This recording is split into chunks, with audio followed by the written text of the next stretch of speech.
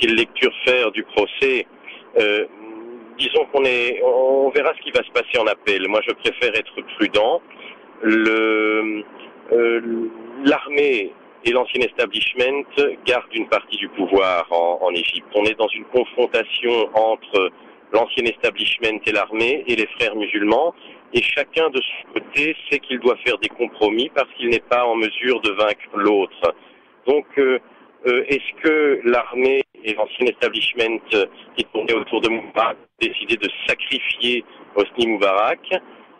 Est-ce que en appel il y aura une évolution dans le verdict? C'est difficile à dire, mais je pense qu'il faut attendre la fin du procès, la fin de la procédure pour pouvoir juger. Et c'était entendu avec le président Moubarak et avec les frères musulmans, et que le président Moubarak allait être certainement condamné, mais vu son grand âge, gracié d'une manière ou d'une autre, et qu'il jouait le jeu en fait.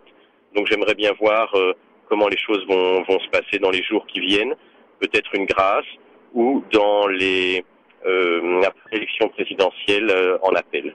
Non, mais de toute façon, les frères musulmans contrôlent la rue. Ça, c'est quelque chose qui est clair.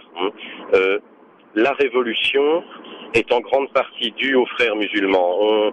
On a attribué au début la révolution à un coup de colère populaire, c'est vrai au début. On l'a attribué aux jeunes et à l'effet Facebook, ça c'est un épiphénomène, ce n'est pas très important. Mais les frères musulmans sont restés au départ assez prudents, ils ne sont pas intervenus. Et puis finalement, c'est eux qui ont envoyé leurs troupes dans les rues, notamment dans les villes de province, où il ne se passait pas grand-chose au début. Tout se passait au Caire. Et c'est eux qui ont donné, en envoyant leurs troupes, une force supplémentaire à la révolution. Et une fois le Moubarak tombé, la population était assez satisfaite, ne s'est pas rendu compte que le régime restait en place, c'était seulement la tête qui était tombée. Et ce sont les frères musulmans qui ont relancé ensuite, qui ont remis de la pression sur l'armée et sur le gouvernement en sortant leurs troupes dans les rues, et on a eu l'impression que le peuple continuait à manifester, mais c'était pas les mêmes gens qui manifestaient, pas ceux du début. C'était les partisans des frères.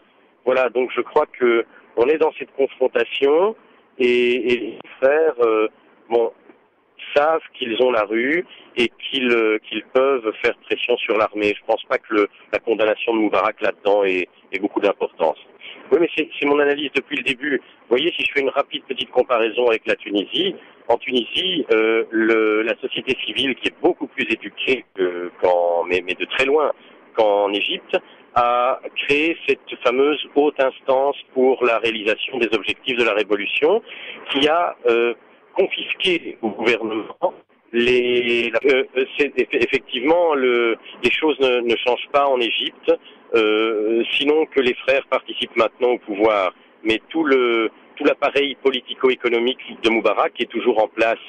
Je voulais faire une petite comparaison assez rapide avec la Tunisie, où on a eu, de la part d'une société civile tunisienne beaucoup plus éduquée qu'elle ne l'est en Égypte, une réaction qui a été de créer la haute instance pour la réalisation des objectifs de la révolution, qui a confisqué, qui a retiré au gouvernement la prérogative d'organiser les élections, et donc on a eu un vrai processus électoral qui a mené par exemple au pouvoir, à la présidence, le président Marzouki, un opposant de toujours, et qui a donné à Ennahda une victoire électorale. Ennahda qui était dans l'opposition depuis longtemps.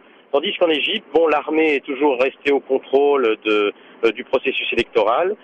C'est l'armée, avec l'accord des frères, qui a constitué l'armée et les anciens ministres de Moubarak qui ont constitué la nouvelle constitution qui a été votée le 9 mars, tout de suite après la chute de Moubarak, et qui a organisé le processus électoral. Donc c'est pas étonnant qu'on ait maintenant deux candidats à la présidence, un candidat des frères et un candidat issu de l'ancien establishment qui, je me rappelle, était fort critiqué sur la place Tahrir au début de la Révolution quand je m'y trouvais moi-même.